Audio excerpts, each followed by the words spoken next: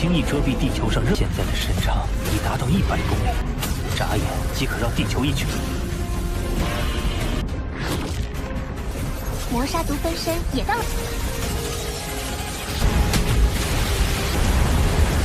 我创造的，你成功了！体内世界已成为真实的世界。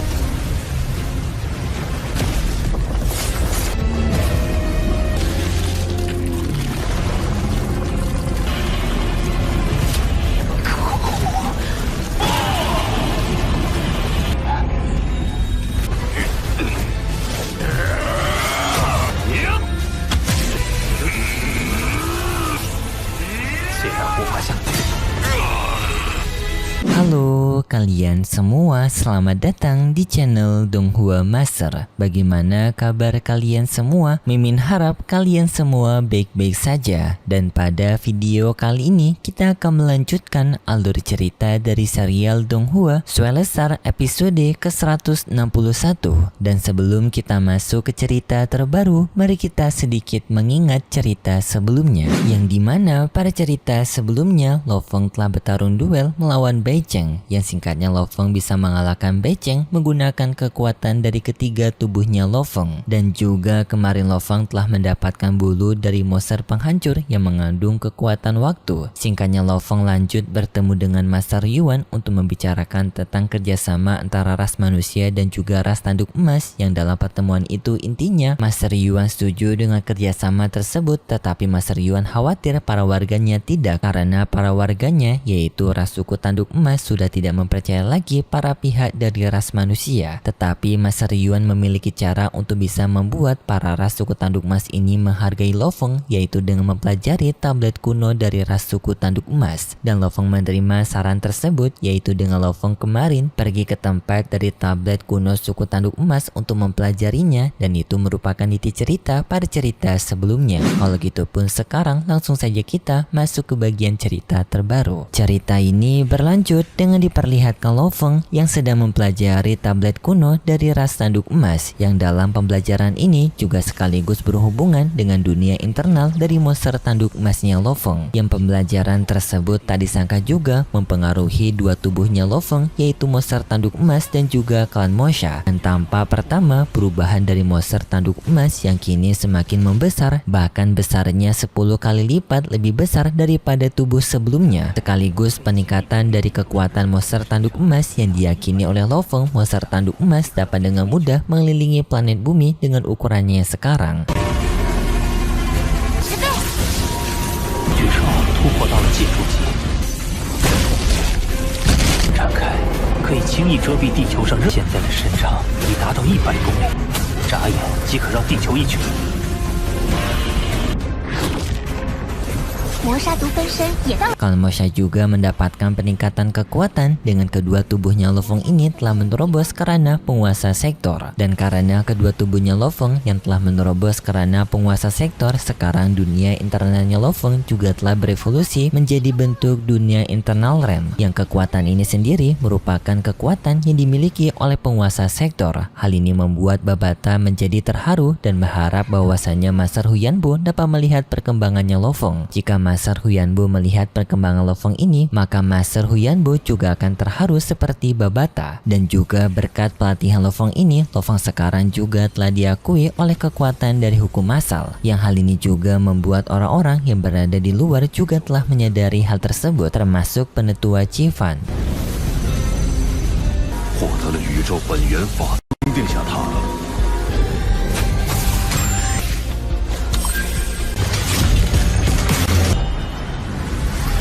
Lo Feng juga telah merasakan perkembangan kekuatannya berkat semua metode pelatihan yang berada di tablet kuno. Dengan pelatihan seperti ini, Lo Feng sudah merasa kalau dirinya akan bisa lolos pada jembatan Tongtian level ke-9.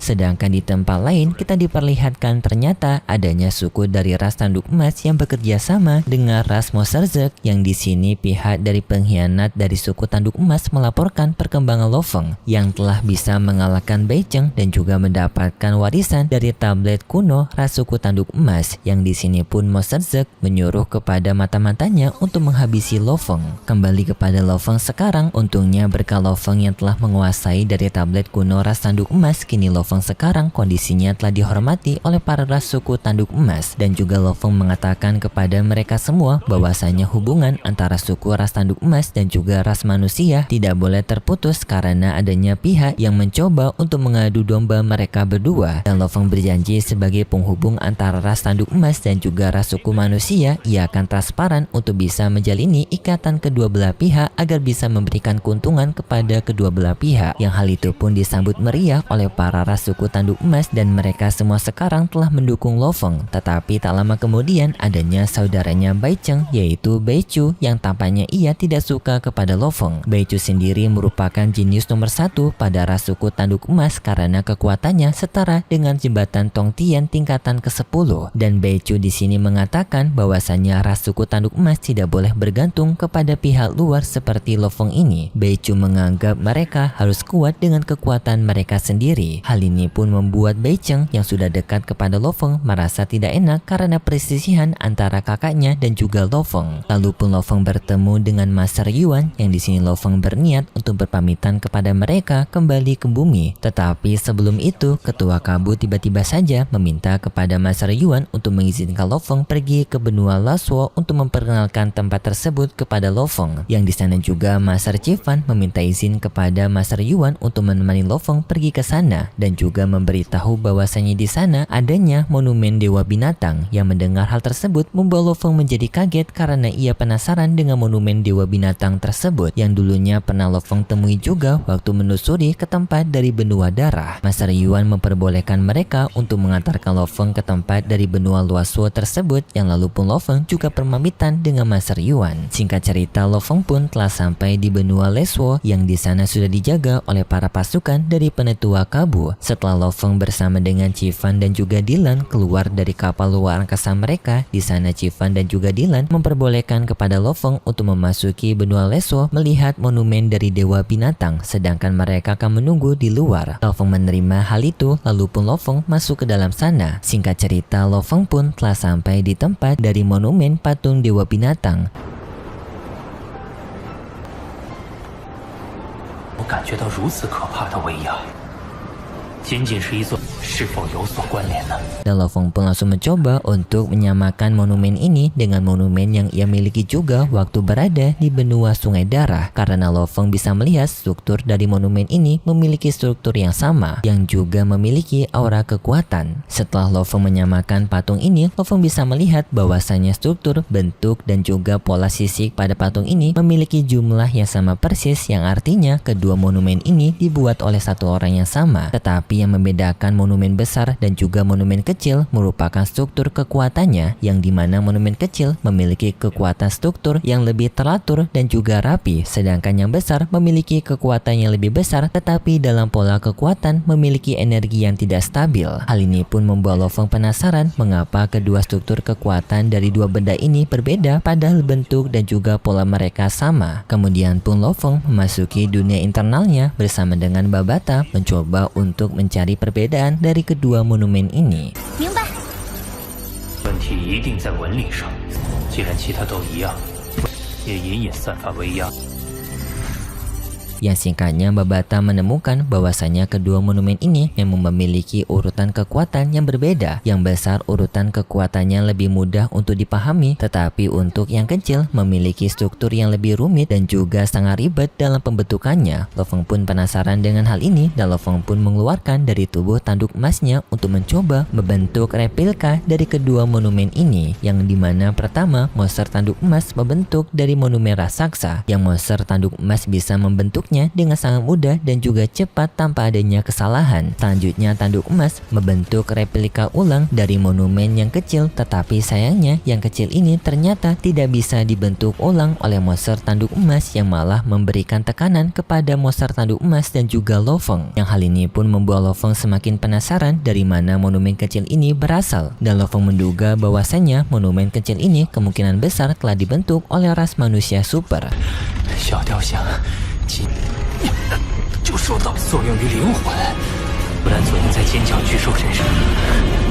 Bahkan Lo Feng yang memiliki 3 tubuh dari ras manusia, klan Mosha, dan juga tanduk emas tidak bisa membuat patung ini. Yang ketiga, tubuhnya Lo Feng sama-sama mendapatkan tekanan tersebut. Lo Feng pun sangat sadar bahwasanya monumen kecil dari patung monster ini merupakan harta yang sangat berharga karena bakal Lo Feng tidak bisa untuk membuat tiruannya. Tetapi di saat yang bersamaan, ternyata mata-mata dari ras monster Zerg sekarang telah menemukan keberadaan Lo Feng dan berniat untuk menghabisi Lo Feng. Yang ternyata itu merupakan Beichu, kakaknya dari Beicheng. Ia pun langsung menyerang Lo Feng, sedangkan Lo Feng yang masih belum bisa bergerak akibat percobaan sebelumnya juga telah merasakan keberadaan dari Beichu yang menyerang dirinya dari belakang. Lo Feng pun dengan segera membatalkan eksperimennya dengan monster tanduk emas yang menghancurkan tiruan dari monumen monster tersebut, yang membuat Lo Feng pun bisa bergerak kembali dan langsung menghentikan serangan dari Beichu.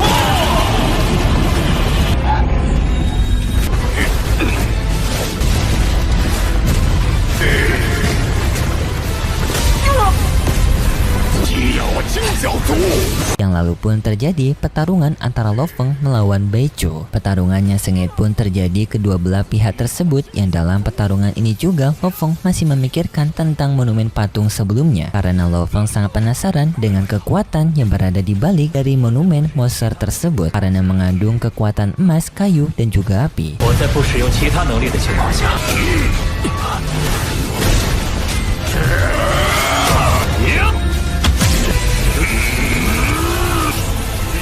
虽然无法像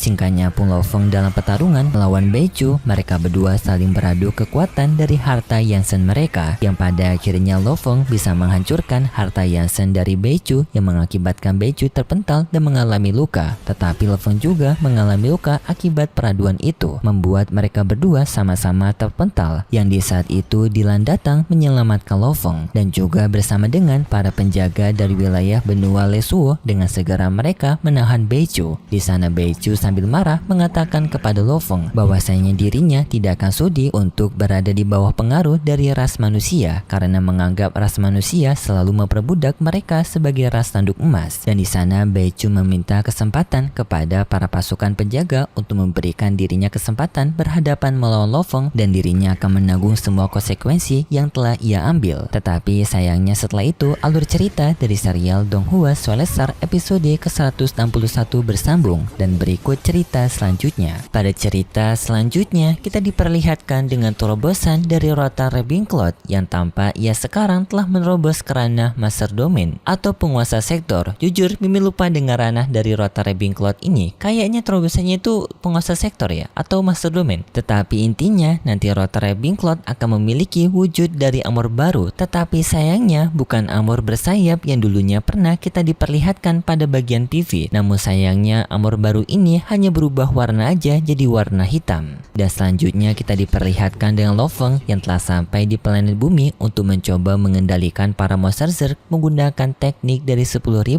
pengendalian jiwa. Tetapi sayangnya hal ini tidak sesuai dengan rencananya Lo Feng karena ternyata monster Zerg yang dapat melawan tekniknya Lo Feng yang justru membuat Lo Feng berada di bawah kendali dari monster Zerg ini, dan Lo Feng pun menyuruh kepada Dylan untuk langsung melakukan evakuasi kepada pihak manusia. Dan Lo Feng sendirian yang berhadapan dengan para monster Zerg ini dengan tanpa Lo Feng yang mendapatkan serangan dari para kawanan monster Zerg. Dan itu cerita yang akan kita lihat nanti untuk episode selanjutnya di minggu depan besok. Kalau gitu pun terima kasih buat kalian semua yang sudah menonton video ini sampai akhir. Jika kalian suka dengan video kali ini, bisa beri like serta subscribe, dan sampai jumpa di video selanjutnya. See ya!